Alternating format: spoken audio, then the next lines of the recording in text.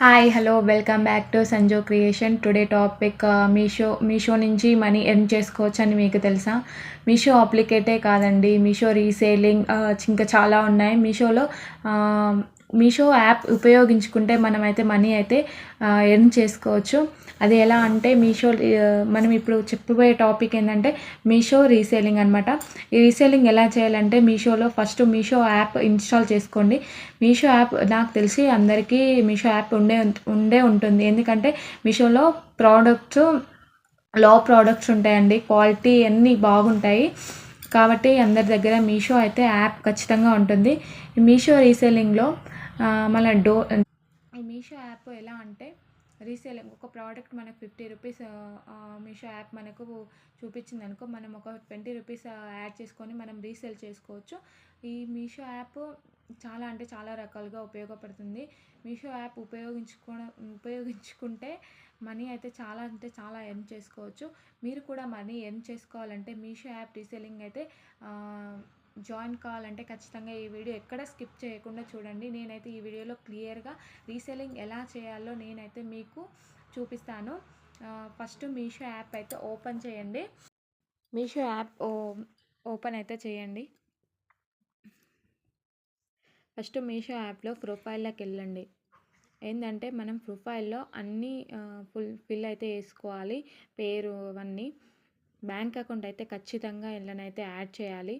ఎందుకంటే మనం return products వచ్చినా వచ్చినా మనకు బ్యాంక్ అకౌంట్ అయితే ఉంటే మనీ అనేది మన ఫోన్పే అయినా యాడ్ చేసుకోవచ్చు, అకౌంట్ అయినా యాడ్ చేసుకోవచ్చు. నేనైతే ఇక్కడ బ్యాంక్ అయితే యాడ్ చేసుకున్నాను.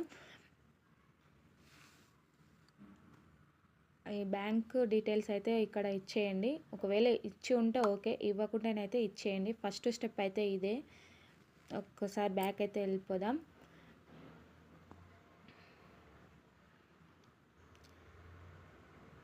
ఇస్తే ఓకే అండి, ఇవ్వకుంటే ఇచ్చేయండి. నేను ఇక్కడ ప్రోడక్ట్ అయితే ఒకటి సెలెక్ట్ చేసుకుంటాను. మీరు ఫస్ట్ రీసేల్ చేసే ముందు ఏంటంటే స్టేటస్లు అయితే షేర్ చేసుకోవాలండి.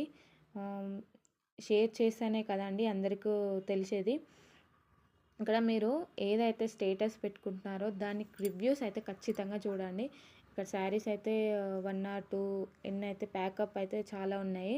ఇవన్నీ డీటెయిల్స్ అన్నీ క్లియర్గా మంచిగా ఉంటేనే మీరు రీసేల్ చేయండి.